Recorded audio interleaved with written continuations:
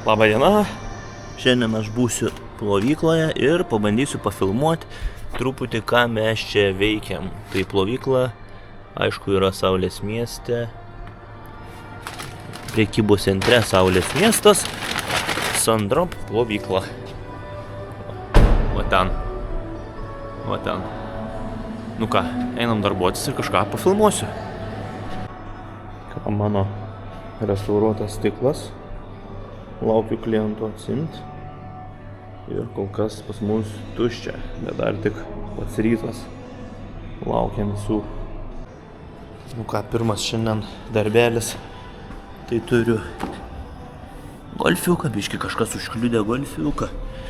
Ir turiu smulkius poliravimo darbus, kadangi jau pats nebeužsiiminėjau labai su viso kėbulo poliravimo darbais, tai sakykime smulkius, čia kai būnu vietoje, smulkius poliravimo darbus kėbulo galiu atlikti.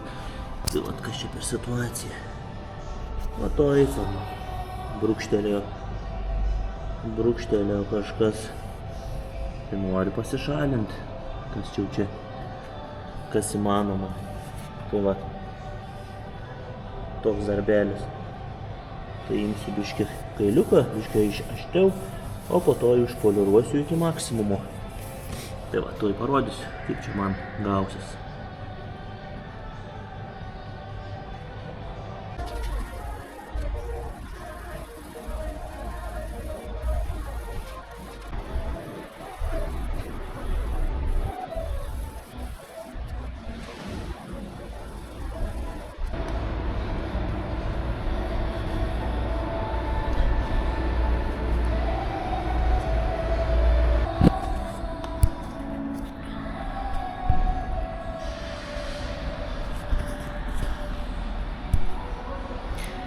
Nu tai ką, nusišiaušiau, dar drėgna, nesvarbu. Nusišiaušiau, imsiu kailį. Su kailiu taip. Kailis pirmiausia bus pašalinamas visas, kas nusišiaušiau su kailiu, tada liks visas kitas blogis ir tada tą blogį išblizginsiu ir bus uoga.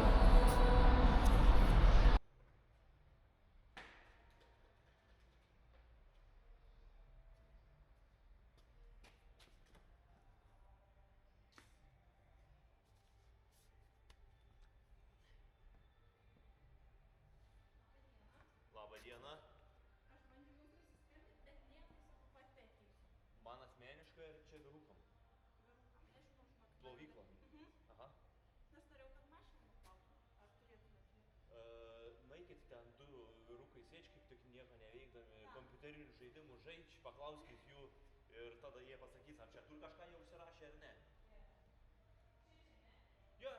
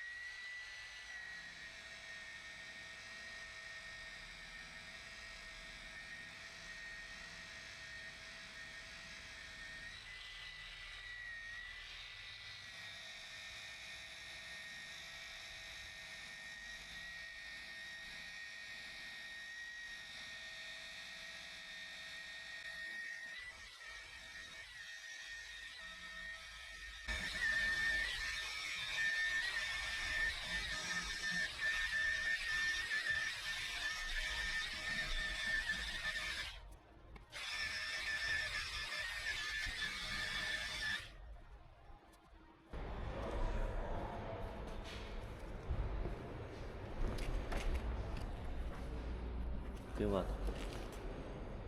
čia po pirmo etapėlio grubaus, po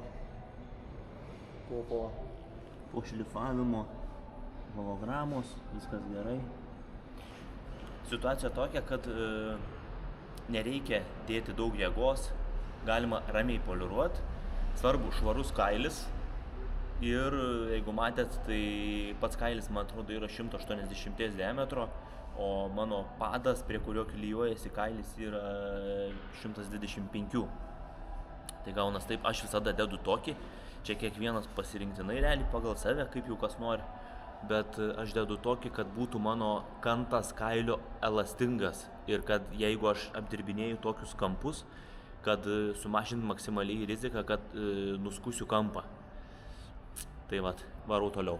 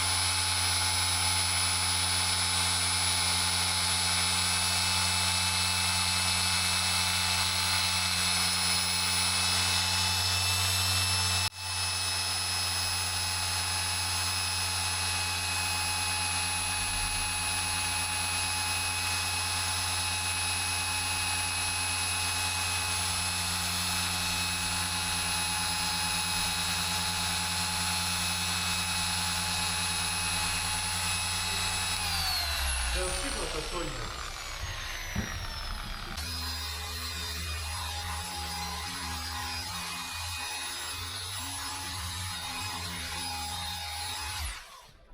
Kadangi darau mažą plotą, tai galiu padaryti realiai su kailiu ir su finišinė kempinė, sakykime, vidutinę pastą galiu padaryti ir viskas čia nieko nesimatys. Jeigu daryčiau didelį plotą, tai jokiais šansais taip nesužaisčiau, nes per didelį plotą tu nesugaudysi, kur palikai hologramus, kur nepalikai, tai tu nesutvarkysi to. O čia tokiam mažam plote, kaip buferio kampas, galima.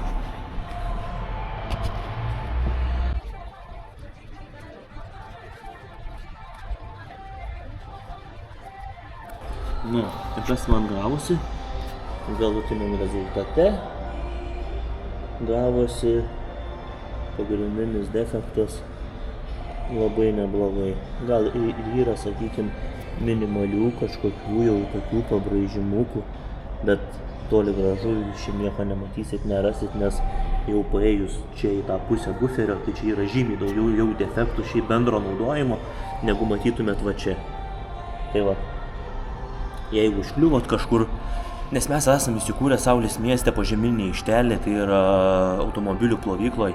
Jeigu turit kažkokių čia, žinot, važiavau, kažką nubraukiau, ar man nubraukė, tai skambinkit man, susitarsim, kada aš čia būsiu vietoj, atvarykit, padarysim ir gal ne visada 100%, bet visada 100% įdėsiu pastangų, kad jūs išvažiuotumėt iš čia laimingi. Tai va.